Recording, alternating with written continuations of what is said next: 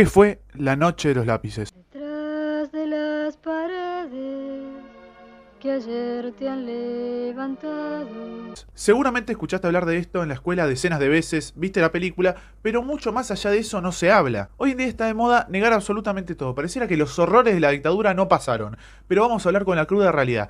Esto fue un grupo de adolescentes, en su mayoría menores de edad, estudiantes secundarios que nada tenían que ver con el terrorismo, que fueron secuestrados, torturados, abusados y en su mayoría asesinados. Esa es la realidad, muchachos. Se habla de 16 de septiembre porque fue la fecha con más secuestrados, pero esto fue una oleada de secuestros que arrancó el 1 de septiembre y terminó el 21. Casi un mes entero sacando menores de edad, no solo de sus casas, sino de colegio o de sus trabajos. Porque sí, los primeros secuestrados de esta oleada fueron Eduardo Pintado, Víctor Marcasiano, Pablo Pastrana y Cristian Krause, que fueron secuestrados a la salida del Colegio Nacional de La Plata, después de que el vicerrector los había citado a una reunión. Gustavo Calotti, uno de los sobrevivientes, contó que los secuestraron en su trabajo en el Correo Argentino, que era muy cerca de la oficina de Checolats, el segundo al mando de la policía bonaerense. A pesar de que hoy en día se quiere establecer que fue así, a ninguno de los estudiantes se le encontró ningún tipo de arma o elemento que lo vinculara a ningún crimen, simplemente fueron identificados y luego secuestrados. Es más, Emilce Moller, otra de las sobrevivientes,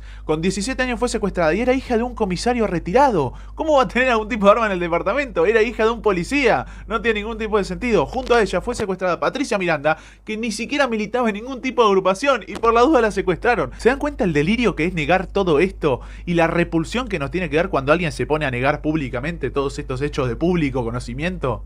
Pablo Díaz, uno de los sobrevivientes, nos cuenta que ellos en Democracia habían estado reclamando por el boleto estudiantil, pero que en agosto del 76 lo sacaron para que en las protestas puedan identificar a todos esos estudiantes que eran simples militantes y que reclamaban por un boleto más barato para poder ir a la escuela. ¿Se dan cuenta? Usaron una causa social quitando un derecho para que los chicos manifiesten y así poder marcarlos. Un nivel de basuras humanas increíble. Lo peor es que hoy en día hay políticos como Victoria Villarruel y por consecuente Javier Milei que reivindican este tipo de cosas y es más, niegan que pasaron. ¿Usted no cree que hubo terrorismo de Estado?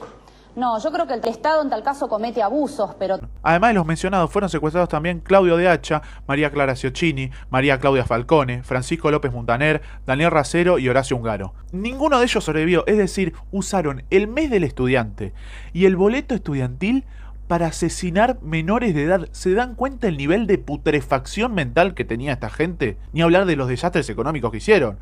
Destruyeron el país. Una vez secuestrados estos jóvenes menores de edad, muchos en su trabajo, a la salida de la escuela, o entraban a la noche en su casa y se los llevaban con pijama, los pasearon por todo el conurbano bonaerense. El Pozo de Banfield, el Pozo de Quilmes, Arana y por un sinfín de comisaría pasando de La Plata hasta Valentina Alsina en Lanús. La realidad es que estos jóvenes, además de militar el boleto estudiantil, eran militantes políticos, como la mayoría de jóvenes cuando uno está en la secundaria y se mete en el centro de estudiantes. Era tan simple como eso. Pero claro, el comisario Ramón Camps, con su segundo al mando Miguel Echecolats, que recordemos tenía a Victoria Villarruel, la vice de Milei, en su lista de contactos, los tenían en la mira y crearon todo un plan estratégico para poder secuestrarlos y asesinarlos. Esta es la triste realidad de nuestro país. Tenemos hechos como estos nefastos que tendrían que ser condenados por la sociedad toda y sin embargo tenemos gente que no solo los niega, sino que además los reivindica y además vota orgullosamente a gente que colaboró de manera activa con estos genocidas. Así que hoy, más que nunca, como todos los 16 de septiembre y todos los años, recordemos a estos pibes y pibas que lucharon por los derechos de los estudiantes